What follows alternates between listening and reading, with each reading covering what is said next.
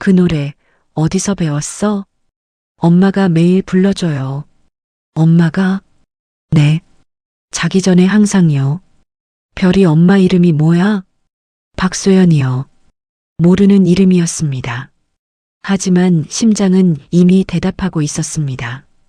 근데 할아버지, 그 목걸이 우리 엄마도 똑같은 거 있어요. 세상에 공개된 적 없는 노래였습니다. 앨범에도 방송에도 단 한 번도 40년 전 화재로 잃어버린 3살 딸의 귀에만 불러주던 자장가를 강원도 산골 고아원에서 5살짜리 아이가 부르고 있었습니다. 원장님, 제 딸일 수 있습니다. 기록을 봐야 합니다. 선생님, 안 됩니다. 그 노래는 세상 어디에도 없는 노래예요. 돌아가세요. 문이 닫혔습니다. 정우가 주머니에서 음방울을 꺼내 흔들었습니다. 소리가 나지 않았습니다. 안에 서진아 사랑해라고 쓴 종이가 차 있어서 40년째 울리지 않는 방울이었습니다. 사랑이 너무 꽉 차 있으면 소리가 나지 않습니다. 이것은 소리 없는 음방울이 다시 울리기까지의 이야기입니다. 안녕하세요. 인생극장입니다. 오늘 이야기는 40년간 딸을 찾아 헤맨 전설적 가수 아버지와 기억은 없지만 몸으로 자장가를 기억한 딸 그리고 그 둘을 이어준 5살 아이의 한마디에 대한 이야기입니다. 끝까지 함께 해주시면 감사하겠습니다. 할아버지, 이 노래 우리 엄마가 매일 불러요. 이 한마디가 40년을 되돌렸습니다. 하지만 그 이야기를 하려면 그날 아침부터 시작해야 합니다. 2024년 10월의 첫 번째 토요일, 서울 올림픽공원 체조경기장 대기실. 62살의 윤정호는 화장대 앞에 앉아 있었습니다. 매니저 한도윤이 문을 두드렸습니다. 선생님, 5분 남았습니다. 정호는 대답하지 않았습니다. 그의 오른손이 화장대 위에 작은 물건을 쥐고 있었습니다. 은방울 목걸이. 엄지손톱만한 은색 방울에 가느다란 체인이 달려 있었습니다. 방울 안에는 쌀알 크기의 종이가 접혀 들어 있었고 서진아 사랑해라는 4글자가 40년 전의 잉크 그대로 남아 있었습니다. 선생님? 도윤아, 이것 좀 봐. 도윤이 다가왔습니다. 정우가 은방울을 흔들었습니다. 소리가 나지 않았습니다. 40년째 소리가 안 나. 안에 종이가 불어서 추가 막힌 거야. 네, 알고 있습니다. 근데 왜 안 열었을까? 종이를 빼면 소리가 날 텐데. 선생님이 안 여시는 거잖아요. 정우가 도윤을 보았습니다. 도윤은 20년간 매니저로 일하면서 한 번도 그 은방울에 대해 먼저 물어본 적이 없었습니다. 다만 알고 있었습니다. 정우가 모든 공연 전에 이 은방울을 왼손 주머니에 넣는다는 것을, 무대 위에서는 절대 꺼내지 않는다는 것을, 공연이 끝나면 가장 먼저 주머니를 확인한다는 것을. 선생님, 오늘 관객 6,000명입니다. 역대 최다예요. 6,000명. 정우가 거울을 보았습니다. 거울 속 남자는 1983년 데뷔, 앨범 2천만 장, 대한민국 대중음악상 3번의 전설이었습니다. 하지만 거울 속 남자의 눈에 영광은 없었습니다. 재만 서려 있었습니다. 도윤아, 솔직히 말할게. 네. 요즘 무대가 무서워. 왜요? 노래를 부르면 그 애가 떠올라. 그런데 박수를 받으면 잊어버려. 잊어버리는 순간이 더 무서운 거야. 정우가 일어섰습니다. 그때 그의 오른손 검지와 중지가 보였습니다. 손가락 2개의 관절이 완전히 펴지지 않았습니다. 40년 전의 화상 흉터였습니다. 피아노를 칠 때면 그 2 손가락이 항상 반 박자 늦었고 정우는 그 반 박자를 아무에게도 설명하지 않았습니다. 무대 조명이 켜졌습니다. 6,000개의 박수. 정우가 첫 곡 세월이 가면을 시작했습니다. 목소리는 여전히 깊었지만 고음에서 미세하게 갈라졌습니다. 관객은 그것을 감성이라 불렀습니다. 정호는 알고 있었습니다. 갈라지는 그 의미, 40년 전 새 살배기 딸에게 불러주던 자장가의 첫음과 정확히 같은 높이라는 것을. 공연이 끝났습니다.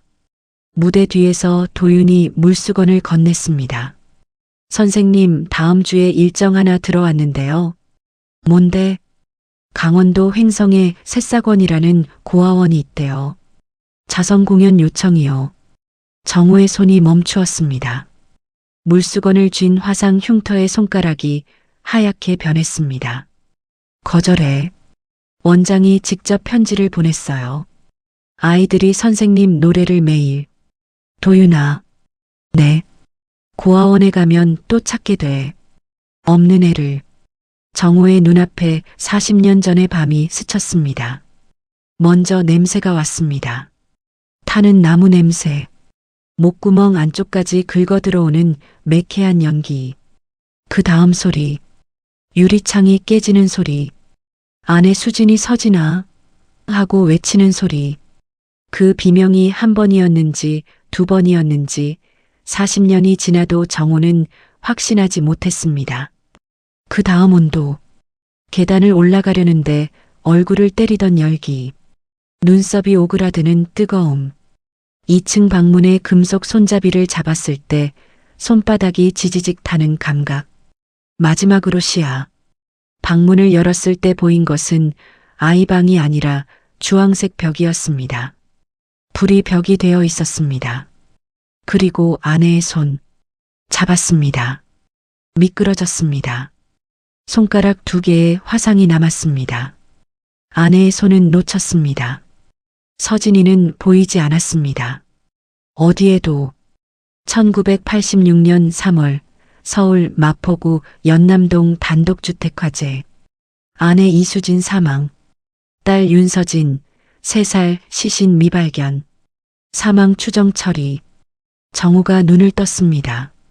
대기실이었습니다. 40년이 3초 안에 지나간 것이었습니다. 도윤은 알고 있었습니다.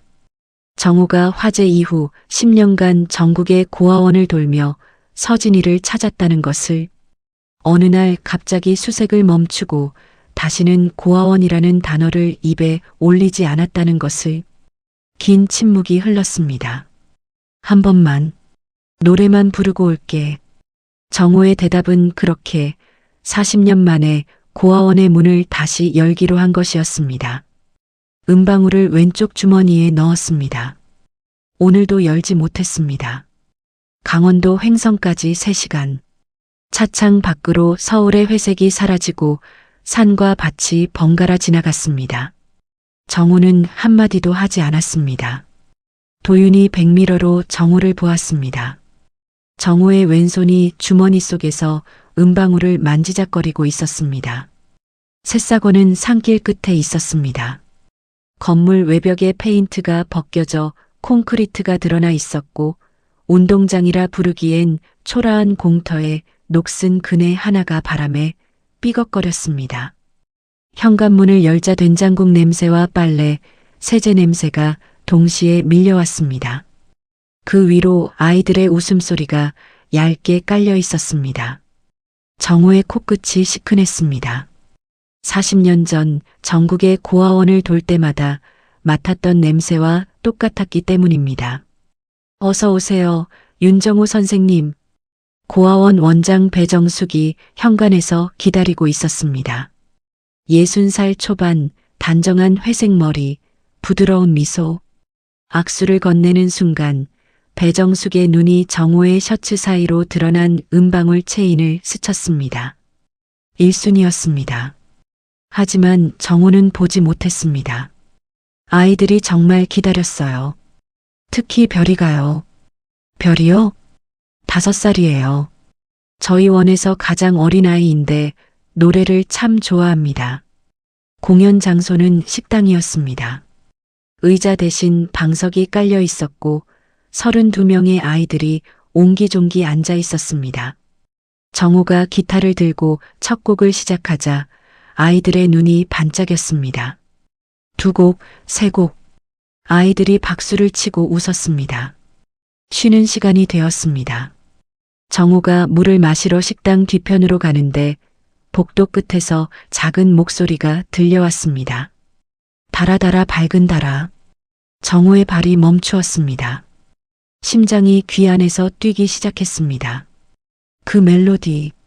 세상에 공개된 적 없는, 앨범에도 방송에도 실린 적 없는, 오직 정우가 3살 서진이의 귀에 대고 불러주던 자장가. 가사는 누구나 아는 달아달아 밝은 달아였지만 멜로디가 달랐습니다. 장조에서 단조로, 다시 장조로 돌아가는 기묘한 선율. 정우가 아내의 배에 귀를 대고 태아의 심장 소리를 들으며 만든 곡이었습니다.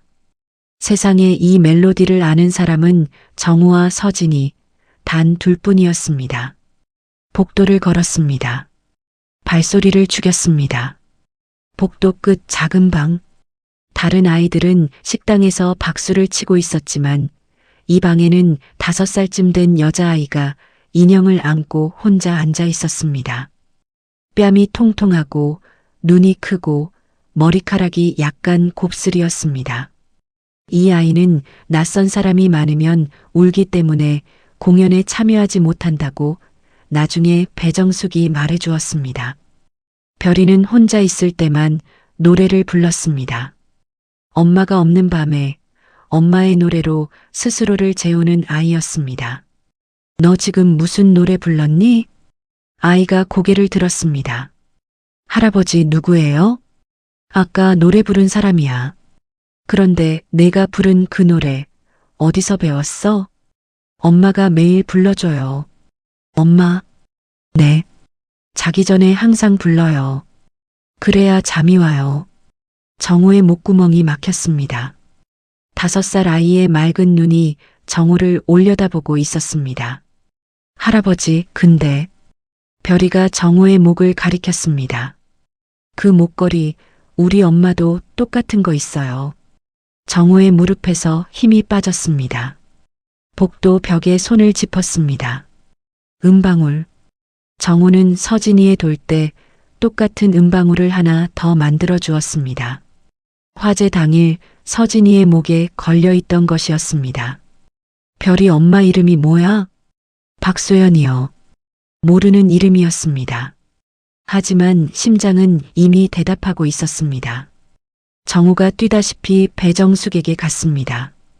원장님, 별이 어머니에 대한 기록을 봐야 합니다. 배정숙의 미소가 사라졌습니다.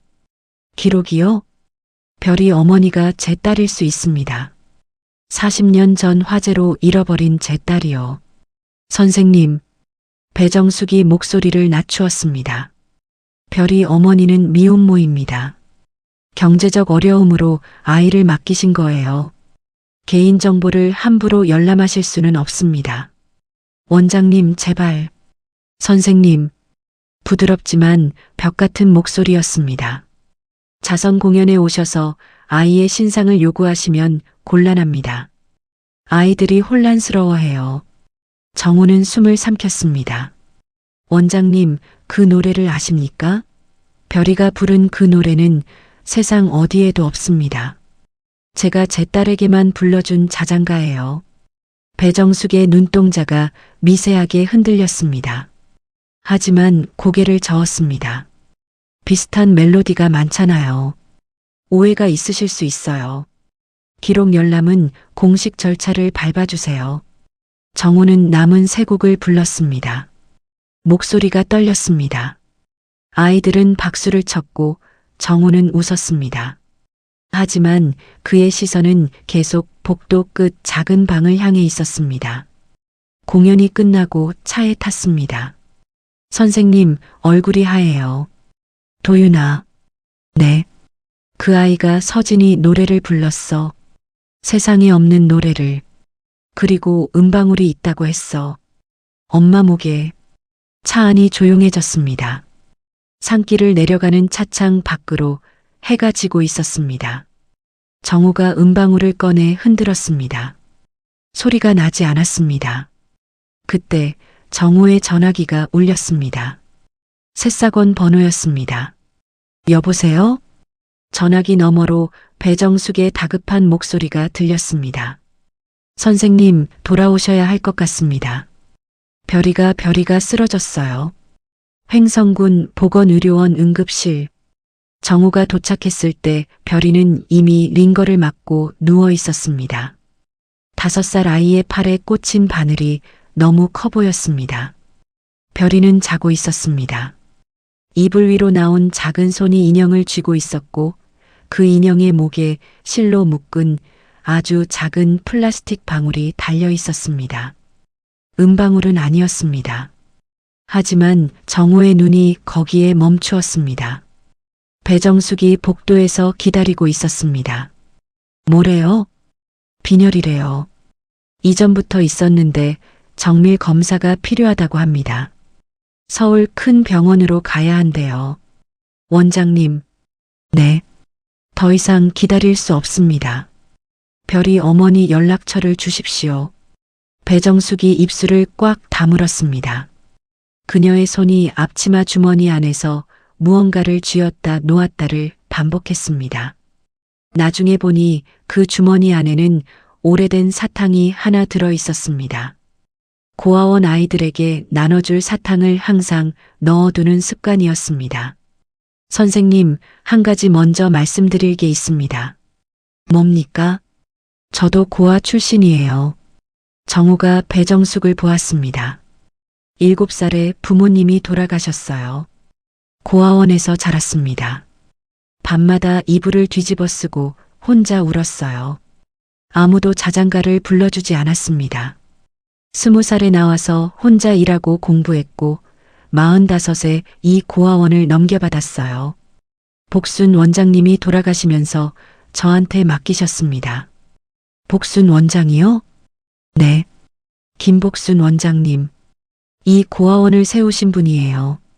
원래 구급대원이셨는데 퇴직하시고 강원도로 내려와 고아원을 여셨어요. 정호의 심장이 빨라졌습니다. 구급대원. 1986년. 강원도.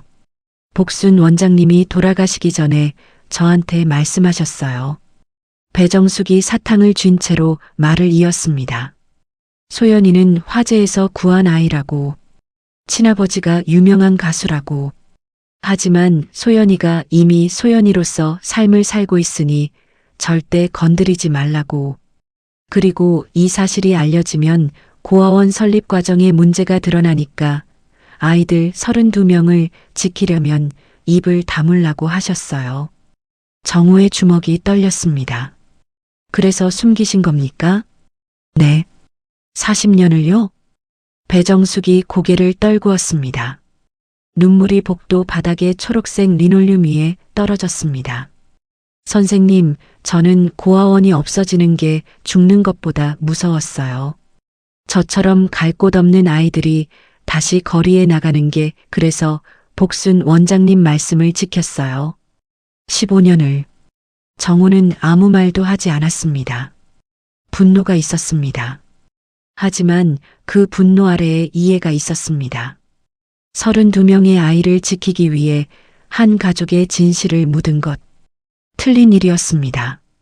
그러나 악한 일은 아니었습니다.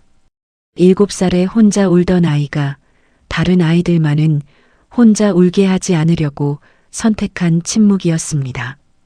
오랜 침묵 끝에 정우가 말했습니다. 소연 씨 연락처를 주십시오. 배정숙이 메모지를 건넸습니다. 사탕을 쥐고 있던 손이 떨리고 있었습니다. 정우는 병원 주차장으로 나와 전화를 걸었습니다. 3번 울렸습니다. 끊겼습니다. 다시 걸었습니다. 5번. 끊겼습니다. 3번째 전화. 여보세요. 박소연 씨? 누구세요? 윤정우입니다. 전화기 너머로 숨이 멈추는 소리가 들렸습니다. 별이가 병원에 있습니다. 빈혈로 쓰러졌어요. 횡성 보건의료원입니다. 별이가요? 별이가 왜? 소연 씨 와주십시오. 전화가 끊겼습니다. 정우는 주차장 가장자리 시멘트 턱에 앉았습니다. 밤이었습니다. 가로등 하나가 주황색 빛을 흘리고 있었고 벌레 소리가 사방에서 울었습니다. 정우가 주머니에서 은방울을 꺼냈습니다. 흔들었습니다. 소리가 나지 않았습니다. 62살의 남자가 벌레 소리만 가득한 병원 주차장에서 혼자 앉아 소리 없는 방울을 흔들고 있었습니다. 그의 눈에서 물이 흘렀습니다. 소리 없이 얼굴 근육 하나 움직이지 않고 눈에서만 물이 흘러 턱 아래로 떨어졌습니다. 40년간 무대 위에서 단 한 번도 울지 않았던 사람이었습니다. 2시간 후 병원 입구에 낡은 경차 한 대가 섰습니다. 문이 열리고 여자 한 명이 뛰어내렸습니다. 마른 체형에 눈이 크고 머리카락이 약간 곱슬이었습니다. 33살 박소연이었습니다. 소연이 응급실로 뛰어갔습니다. 정우가 복도에서 지켜보았습니다. 소연이 별이의 얼굴을 보고 무릎을 꿇는 것이, 별이의 이마에 입술을 대는 것이, 별이가 눈을 뜨며 엄마라고 부르는 것이, 소연이 고개를 돌렸습니다. 복도에 서 있는 정우와 눈이 마주쳤습니다. 소연의 눈은 아내 수진의 눈매를 닮아 있었습니다. 착각일 수도 있었습니다. 하지만 정우의 가슴은 이미 알고 있었습니다. 소연이 천천히 일어서서 복도로 나왔습니다. 윤정우 선생님이시죠? 네. 원장님한테 이야기 들었습니다. 네. 저는 3살 이전의 기억이 없어요. 아무것도요. 다만 소연이 주머니에서 무언가를 꺼냈습니다. 작은 은방울 목걸이. 정우의 것보다 한 치수 작은 아이 목에 맞게 만든 은방울이었습니다. 이것만 있어요. 복순 할머니가 절대 버리지 말라고 하셨어요. 정우의 눈이 은방울에 고정되었습니다. 입술이 떨렸지만 말이 나오지 않았습니다. 소연이 말했습니다. 그리고 이 노래가 있어요. 몸이 기억하는 노래. 제가 만든 게 아닌데 부를 수 있는 노래. 소연이 조용히 부르기 시작했습니다. 달아달아 밝은 달아 장조에서 단조로, 다시 장조로. 병원 복도의 형광등 아래에서 33살 여자의 떨리는 목소리가 흘렀습니다. 정우는 벽에 등을 기댔습니다. 화상 흉터가 있는 오른손으로 입을 가렸습니다. 그 손이 떨리고 있었습니다. 노래가 끝났습니다. 선생님, 저는 확신이 없어요. DNA 검사를 먼저 하겠습니다. 확인이 되면 그때 다시 뵙겠습니다. 소연이 별이에게 돌아갔습니다. 정우는 복도에 홀로 남았습니다. 왼손 주머니에 은방울, 오른손 끝에 남은 자장가의 잔향. 40년 전 이 손으로 잡지 못한 아이의 손이 40년 뒤에 노래가 되어 돌아온 것이었습니다. 이틀 후 도윤이 전화를 받고 얼굴이 굳었습니다. 선생님, 검사 결과가 판정 불가래요. 검체가 오염됐다고 합니다. 정우의 손이 테이블 위에서 멈추었습니다. 은방울을 쥔 손가락이 하얗게 변했습니다. 다시 해야 한대요. 정우가 소연에게 전화했습니다.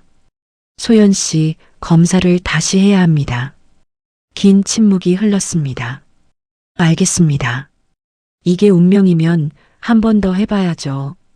소연의 목소리는 담담했지만 전화기 너머로 별이가 엄마 왜 울어? 라고 묻는 소리가 작게 들렸습니다. 재채취 후 나흘. 결과가 나왔습니다. 도윤이 결과지를 정우에게 건넸을 때 정우는 종이를 받아들고 30초간 글자만 바라보았습니다. 친자 확률 99.98%. 박소연의 본래 이름은 윤서진이었습니다.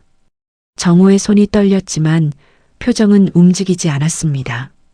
다만 은방울을 쥔 왼손의 힘이 풀리며 방울이 테이블 위에서 굴러 떨어졌습니다. 바닥에 닿아 소리 없이 멈추었습니다. 도윤이 방울을 주어 정우의 손에 쥐어주었습니다. 선생님, 축하드립니다. 정우는 고개만 끄덕였습니다. 한마디도 나오지 않았습니다. 이틀 후 횡성의 작은 식당. 정우가 먼저 와서 앉아 있었습니다.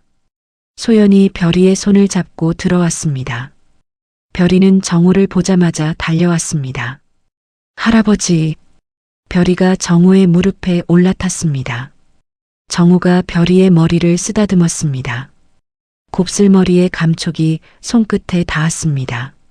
40년 전 서진이의 머리카락도 이랬습니다. 소연이 맞은편에 앉았습니다. 정우가 결과지를 테이블 위에 놓았습니다. 소연이 읽었습니다. 읽는 동안 표정은 변하지 않았습니다. 다 읽고 나서도 한동안 아무 말이 없었습니다. 알겠습니다. 소연 씨. 선생님, 솔직히 말씀드릴게요. 소연이 결과지를 내려놓았습니다. 숫자가 99.98이어도 저한테는 실감이 안 나요. 저는 아버지란 존재를 몰라요. 복순 할머니가 엄마였고 고아원이 집이었어요. 아버지라는 단어가 제 몸 안에 없어요. 정우가 고개를 끄덕였습니다. 괜찮습니다. 만약 정말 선생님이 제 아버지여도 바로 아버지라고 부를 수는 없어요. 괜찮습니다. 천천히 하면 됩니다. 별이가 끼어들었습니다. 엄마, 왜? 할아버지잖아. 별아, 어른들 이야기야. 근데 할아버지는 할아버지잖아. 노래도 같은데. 소연이 별이를 보았습니다. 별이는 5살의 확신으로 고개를 끄덕이고 있었습니다. 소연의 눈가가 붉어졌습니다. 정우가 주머니에서 음방울을 꺼내 테이블 위에 놓았습니다. 소연이 가방에서 자신의 음방울을 꺼냈습니다. 2개의 음방울이 나란히 놓였습니다. 크기가 다른 하지만 같은 장인이 같은 은으로 만든 한 쌍이었습니다. 소연 씨, 한번 흔들어 보세요. 소연 씨 것을. 소연이 자신의 음방울을 흔들었습니다. 맑은 소리가 식당 안에 울렸습니다. 제 것은 소리가 안 나요. 40년째. 왜요? 안에 종이가 들어있어서 추가 막혀 있거든. 정우가 음방울을 열었습니다. 40년 만에 처음이었습니다. 화상 흉터의 손가락이 작은 뚜껑을 돌렸습니다. 안에서 누렇게 변한 종이가 나왔습니다. 펼쳤습니다. 서진아 사랑해. 그 아래에 정우 자신도 잊고 있었던 한 줄이 더 있었습니다. 내가 크면 이 방울이 함께 울릴 거야. 정우의 눈이 글씨 위에서 멈추었습니다. 40년 전에 자기 자신이 남긴 말이었습니다. 딸이 클 날을 상상하며 쓴 말이었습니다. 딸은 컸습니다. 40년이나 걸렸지만 정우가 종이를 빼낸 음방울을 흔들었습니다. 소리가 났습니다. 40년 만에 처음 나는 소리였습니다. 소연의 음방울보다 한 음 낮았습니다.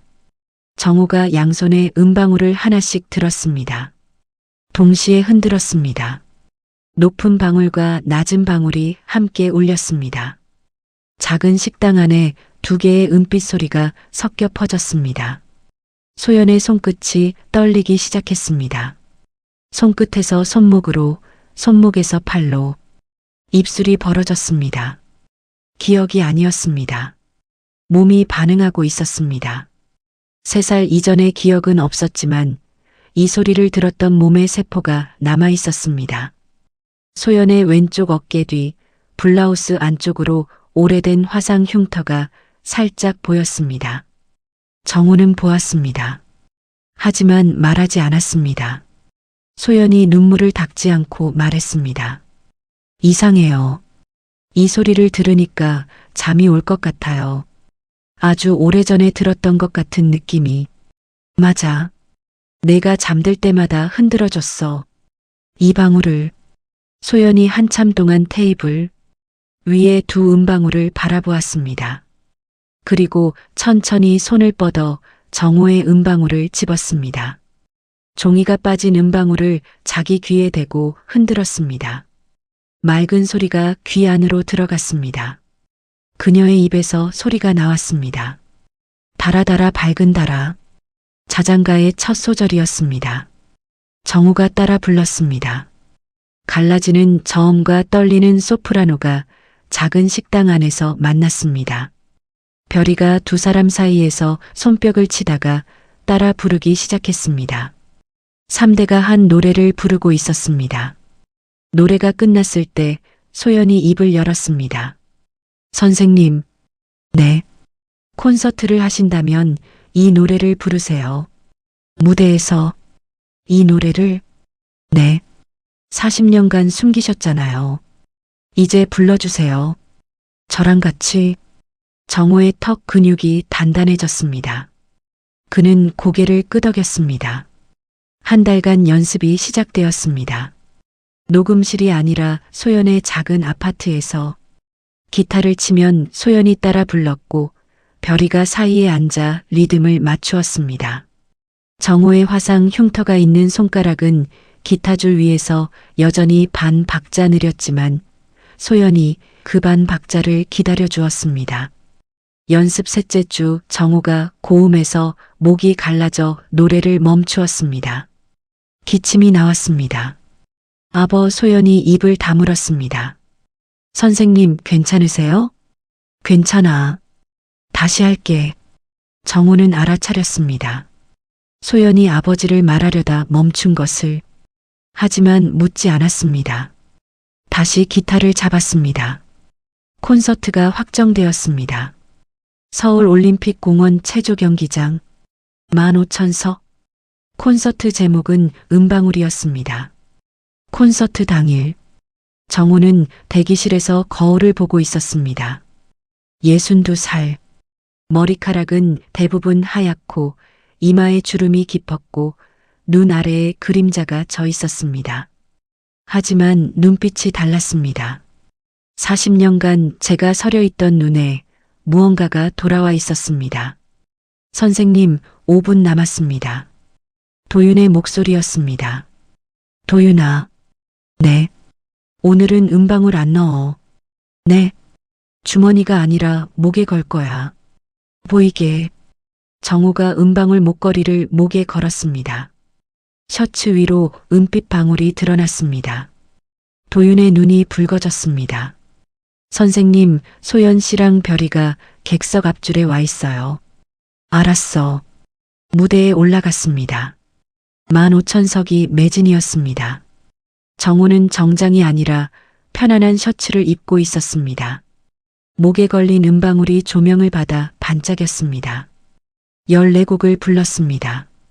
히트곡들이었습니다. 관객이 따라 부르고 환호했습니다. 마지막 곡 순서가 되었습니다. 정호가 마이크를 잡았습니다. 객석이 조용해졌습니다. 마지막 곡은 제가 40년간 한 번도 무대에서 부르지 못한 노래입니다. 15,000명의 숨소리가 멈추었습니다. 40년 전 저는 화재로 아내를 잃었습니다. 그리고 3살이던 딸이 사라졌습니다. 시신이 발견되지 않았습니다. 저는 10년을 찾았습니다. 그리고 포기했습니다. 정호의 목소리가 낮아졌습니다. 이 노래는 딸이 태어나기 전에 만들었습니다. 아내 배에 귀를 대고 딸의 심장 소리를 들으면서 만든 자장가입니다. 세상에 단 한 번도 공개하지 않았습니다. 이 노래를 내놓으면 딸과의 마지막 연결이 끊길 것 같았기 때문입니다.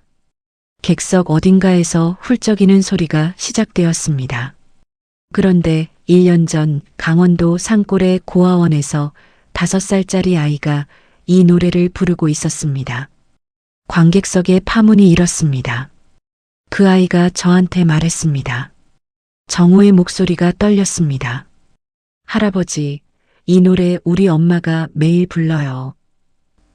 15,000명 위로 정적이 내려앉았습니다. 그 아이의 어머니가 제 딸이었습니다. 침묵이 깨지기 전에 정호가 말했습니다. 오늘 이 노래를 제 딸과 함께 부르겠습니다. 소연이 자리에서 일어났습니다. 별이의 손을 잡고 무대로 걸어 올라왔습니다. 15,000개의 시선이 그들에게 쏠렸습니다. 소연은 울고 있었습니다. 하지만 걸음을 멈추지 않았습니다. 무대 옆에서 도윤이 지켜보고 있었습니다. 20년간 모든 공연을 이 자리에서 보았습니다. 정호의 등을 수천 번 보았습니다. 하지만 오늘 정호의 등은 달랐습니다. 어깨가 떨리고 있었습니다. 무대 위에서 떨리는 정호의 등을 본 것은 처음이었습니다. 도윤이 수건을 들었다가 내려놓았습니다. 오늘은 닦아줄 필요가 없었습니다. 저 눈물은 닦는 것이 아니었습니다. 객석 2층 구석에 배정숙이 앉아 있었습니다. 아무에게도 알리지 않고 혼자 온 것이었습니다. 무대 위에 정호를 바라보며 앞치마 주머니 안에 사탕을 쥐고 있었습니다.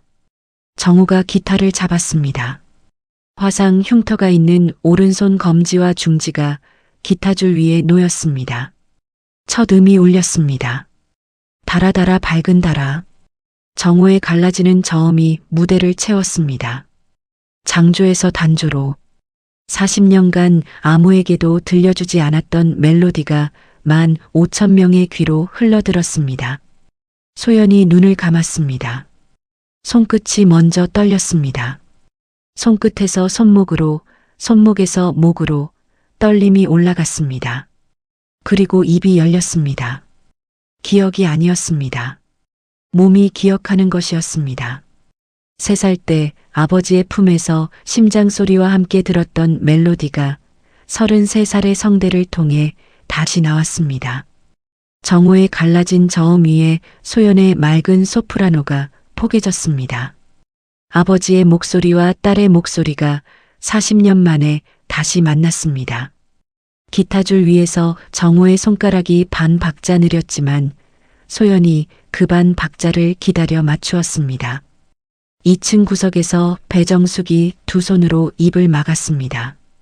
소리가 새어나오지 않게 7살에 부모를 잃고 고아원에 맡겨진 밤 아무도 자장가를 불러주지 않았습니다. 이불을 뒤집어 쓰고 혼자 울었던 밤이 수백 번이었습니다. 지금 무대 위에서 울리는 이 노래가 40년 전에 그 밤에 들렸더라면 배정숙의 눈물이 손등 위로 흘렀습니다. 객석 첫 줄에서 울음이 시작되었습니다. 둘째 줄로 퍼졌습니다. 셋째 줄, 가운데, 2층, 15,000명의 공기가 젖어갔습니다. 노래가 마지막 소절에 이르렀을 때 별이가 마이크를 잡아당겼습니다. 정호와 소연이 멈추었습니다. 5살의 맑고 작은 목소리가 마지막 소절을 혼자 불렀습니다. 달아달아 밝은 달아. 그 목소리가 15,000명의 침묵 위를 걸어갔습니다. 할아버지가 만들고 엄마가 이어받고 손녀가 완성한 노래였습니다. 노래가 끝났습니다. 정호가 목에서 음방울을 풀어 흔들었습니다. 종이를 뺀 뒤에 음방울에서 맑은 소리가 났습니다. 소연도 자신의 음방울을 흔들었습니다. 2개의 음방울이 무대 위에서 함께 울렸습니다. 높은 음과 낮은 음이 겹쳤습니다. 정호가 마이크에 대고 말했습니다. 이 방울은 40년간 울리지 않았습니다. 그가 누렇게 변한 종이를 들어 보였습니다. 안에 서진아 사랑해라고 쓴 종이가 들어있어서 소리가 막혀 있었습니다. 정호가 숨을 한번 쉬었습니다. 사랑이 너무 꽉 차 있으면 소리가 나지 않더군요. 그 사랑을 꺼내고 나서야 방울이 울렸습니다. 15,000명이 일어섰습니다. 기립박수가 시작되었습니다. 박수 소리가 천장을 치고 돌아왔습니다. 별이가 정호의 다리를 안았습니다. 소연이 정호의 손을 잡았습니다. 화상 흉터 위에 소연의 손이 포개졌습니다. 40년 전 딸의 손을 놓친 자리에 딸의 손이 돌아와 있었습니다. 소연이 말했습니다. 아버지. 정호가 멈추었습니다. 소연이 다시 말했습니다. 이번에는 확실하게. 아버지. 이 노래 이제 우리 집 자장가로 해도 되죠? 정호가 고개를 끄덕였습니다. 한마디도 하지 못했습니다. 입술이 떨리고 있었습니다. 62살의 전설적 가수가 15,000명 앞에서 노래가 아닌 침묵으로 울고 있었습니다. 정호가 대기실로 돌아왔을 때 테이블 위에 편지 한 통이 놓여 있었습니다. 배정숙 원장님이 두고 가셨어요. 도윤이 말했습니다. 정우가 편지를 열었습니다. 선생님, 저는 7살부터 자장가 없이 잤습니다. 누군가가 불러줬으면 하는 노래가 평생 있었습니다. 오늘 선생님이 그 노래를 불러주셨습니다. 제가 숨긴 40년을 용서받을 수 있는지 모르겠습니다. 다만 오늘 밤은 처음으로 자장가를 듣고 잠들 수 있을 것 같습니다. 정우가 편지를 접어 주머니에 넣었습니다. 음방울 옆에 1년이 지났습니다. 새싹원의 음방울 음악교실이 문을 열었습니다. 정우가 매주 강원도를 오가며 아이들에게 노래를 가르쳤습니다. 배정숙은 스스로 고아원 설립 과정의 문제를 관할 관청에 신고했고 김복순의 행위가 아이를 구하기 위한 것이었음이 인정되어 고아원은 유지되었습니다. 정우가 재단 이사장으로 참여하면서 후원금은 3배로 늘었습니다. 소연은 서울에서 별이와 함께 살며 매주 일요일 정우의 집을 찾았습니다. 아버지, 밥 먹었어요? 먹었어. 뭐 드셨는데요? 라면. 아버지. 소연이 부엌으로 갔습니다. 소연이 아버지라고 부르기까지 석 달이 걸렸습니다. 처음에는 선생님이었고 2달째에 윤 선생님이 되었고 어느 날 별이가 정우에게 달려가며 할아버지 라고 외쳤을 때 소연의 입에서 처음으로 아버지가 나왔습니다. 그 단어가 나오자 소연은 자기도 놀라 입을 막았고 정우는 등을 돌려 얼굴을 감추었습니다. 그날 밤 정우는 호텔방에서 혼자 울었습니다. 40년간 무대 위에서 단 한 번도 울지 않았던 사람이 아버지라는 2글자에 무너졌습니다. 별이는 6살이 되었습니다. 정우에게 매일 전화를 걸었습니다. 할아버지, 내 노래 만들어줬어요? 만들고 있어. 별이 심장 소리가 너무 빨라서 곡이 안 끝나. 에이, 빨리 만들어줘요. 정우가 웃었습니다. 63살의 웃음이었습니다. 40년 만에 돌아온 웃음이었습니다. 도윤이 물었습니다. 선생님, 내년에 은퇴하신다고 하셨잖아요. 취소야. 네. 새싹원 음악교실 아이들한테 노래 가르쳐야지. 그리고 별이한테 약속한 노래도 만들어야 하고. 별이가 무대에 서려면 최소 10년은 걸릴 텐데 그때까지는 해야지. 어느 날 밤 소연이 별이를 재우며 자장가를 불렀습니다. 달아달아 밝은 달아 별이가 눈을 감았습니다. 소연이 노래를 멈추고 별이의 이마에 입술을 대었습니다. 거실에서 전화벨이 울렸습니다. 정우였습니다. 소연아. 네, 아버지. 별이 잤어? 네, 방금 자장가 부르고 재웠어요. 고맙다. 네. 그 노래를 이어줘서 고맙다. 소연이 창밖을 보았습니다. 서울의 밤하늘에 달이 떠 있었습니다. 강원도에서도 같은 달이 보일 것이었습니다. 아버지. 응. 내일 별이 데리고 갈게요. 그래.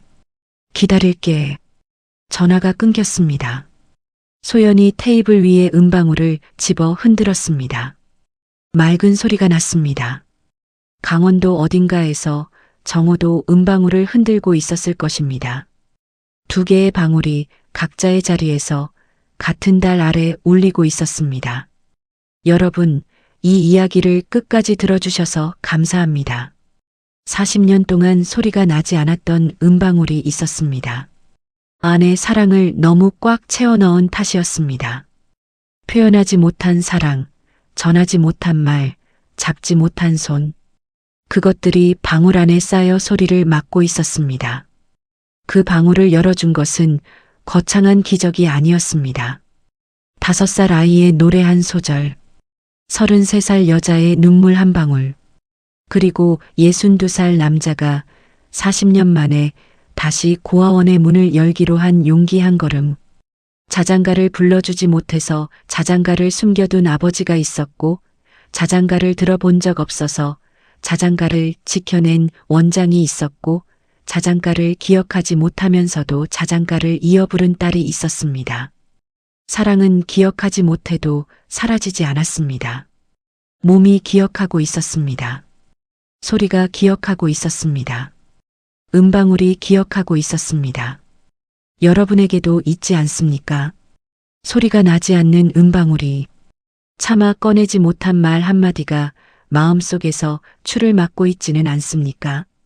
오늘 밤 잠들기 전에 한번 생각해 보십시오. 여러분의 음방울은 어디에 있습니까? 안에 무엇이 들어 있어서 소리가 나지 않고 있습니까? 꺼내어 주십시오. 전화 한 통이든 한마디 말이든 작은 노래 한 소절이든 꺼내어 주십시오. 그러면 울립니다. 감사합니다.